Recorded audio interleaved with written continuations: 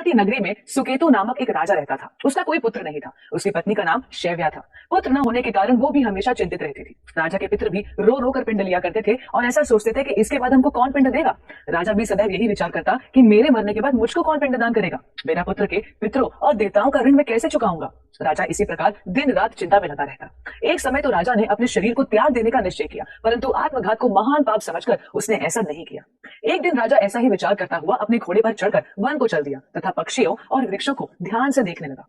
उसने देखा कि वन में मृग, सुअर, सिंह, बंदर, सर्प आदि सब भ्रमण कर रहे हैं। हाथी अपने बच्चों और हथिनियों के बीच घूम रहा है। इस वन में कहीं तो गीदड़ अपने कर्कश स्वर में बोल रहे हैं, कहीं उल्लू ध्वनि कर रहे हैं और कहीं मोर अपने परिवार के साथ नाच रहे हैं। वन के दृश्य को देखकर राजा और ज्यादा दुखी हो गया कि उसका पुत्र क्यों नहीं है। इसी प्रकार आधा दिन बीत गया। वो सोचने लगा कि मैंने कई यज्ञ किए, ब्राह्मणों को स्वादिष्ट भोजन से तृप्त किया, फिर भी मुझको दुख प्राप्त हुआ, क्यों।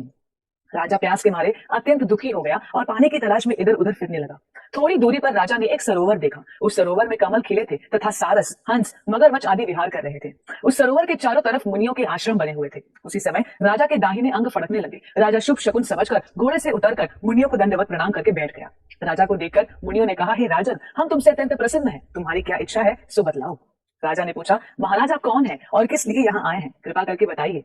मुनि कहने लगे, हे राजन, आज संतान देने वाले पुत्र का एकादशी है। हम लोग विश्वदेव हैं और इस सरोवर में स्नान करने के लिए आए हैं। ये सुनकर राजा कहने लगा, महाराज मेरी भी कोई संतान नहीं है। यदि आप मुझ पर प्रसन्न हैं तो एक पुत्र का वरदान दीजिए।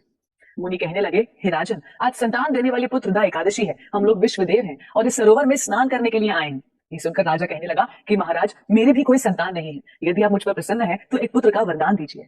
मुनि बोले, हे राजन, आज पुत्रदा एकादशी है। आप अवश्य ही इस व्रत का पालन करें। भगवान की कृपा से आपके घर में पुत्र होगा। मुनि के वचनों को सुनकर राजा ने उसी दिन एकादशी का व्रत किया और द्वादशी को उसका पारण किया। इसके पश्चात मुनियों को प्रणाम करके महल में वापस आ गया।